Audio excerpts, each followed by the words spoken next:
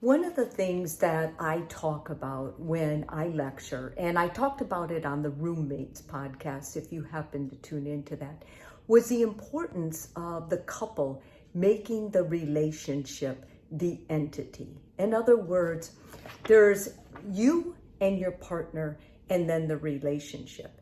And when you focus on your partner, that means your partner's going to get it all, right? They're going to, when you're happy, they're going to get, they're going to be real happy.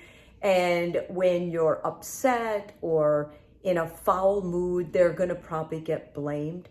When you put the focus back on the relationship, it's much easier to stay objective and continue for both people to put some of their negative feelings or judgments away and not giving them to the partner, but rather looking at the relationship, and it's easier for them to see their part.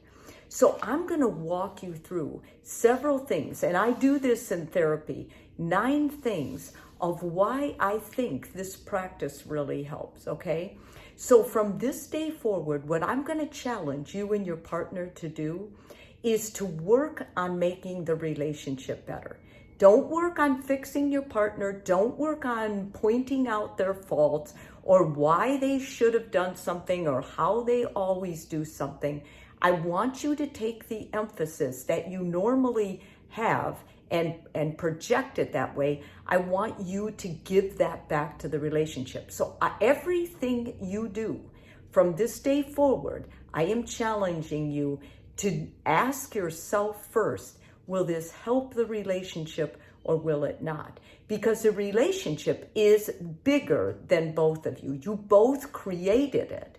But because you both created it, it took on a life of its own. So neither partner is dominant in controlling the relationship. The relationship is a separate entity. And I think when you start doing this, you'll start seeing big improvements in your marriage. Okay, the first thing, it builds cohesiveness.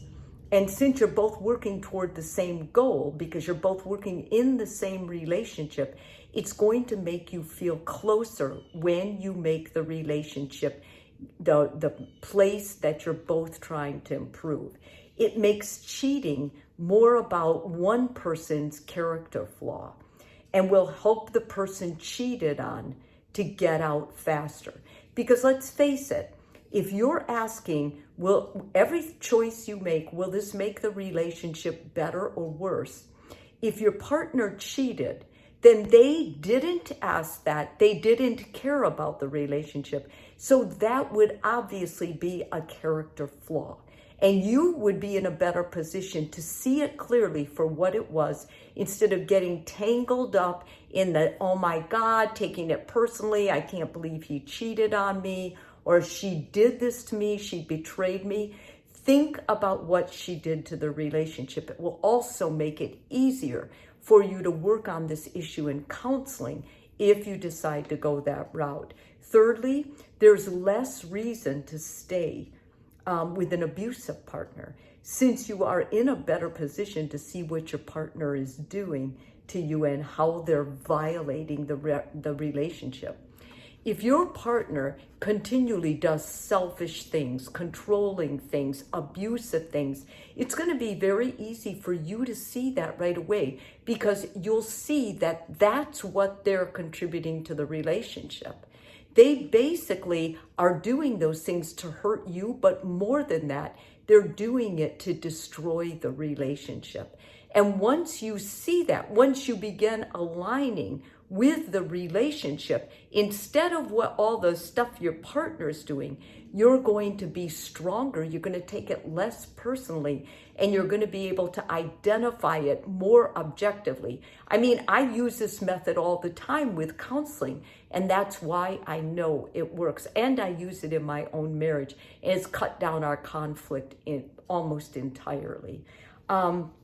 It makes it more about, like in the case of cheating, you start seeing this person is mentally ill, like this person cannot change because they're continually ruining or doing what they can to destroy the relationship. So they have a real character a real personality problem. And you don't have to try and figure it out. You have to be aware of it so you can make your next move, which would be getting therapy and ultimately breaking up an abusive relationship.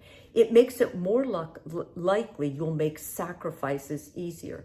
Let's face it, some days I don't feel like making sacrifices for my partner. I may even feel like punishing them because they said something hurtful the day before or the morning of or whatever, but I will do it for the relationship because the relationship is the contribution of both of us. And I will take that step and objectify, say, I will do this for my marriage. I'm not doing it for my partner. I'm doing it for my marriage. And that makes it easier to do it when you're not feeling all lovey-dovey and maybe super full of positive emotion.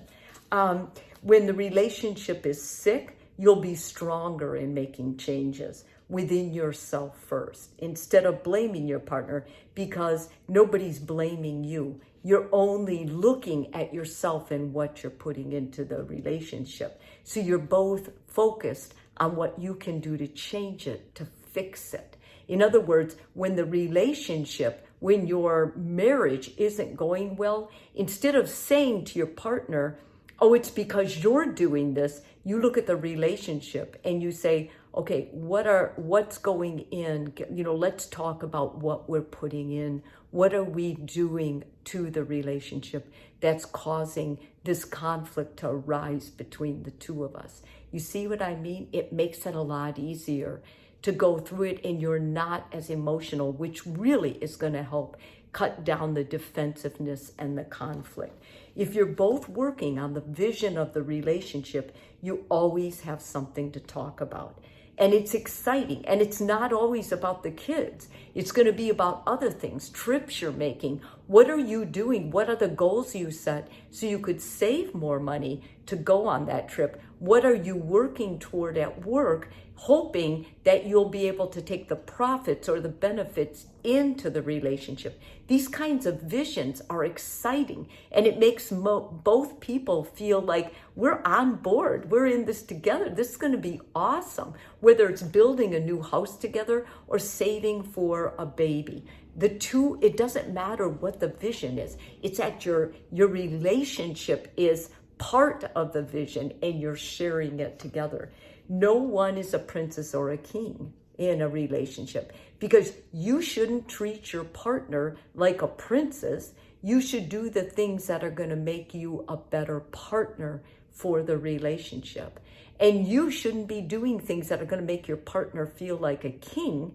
If you do, you're making changes that are going to make the relationship between the two of you better. Because the same person, the same partner you put on a pedestal some days, you try to knock down other days. When you're focused on what you're putting into that relationship, it's going to help you not have such drastic moods or days during the week.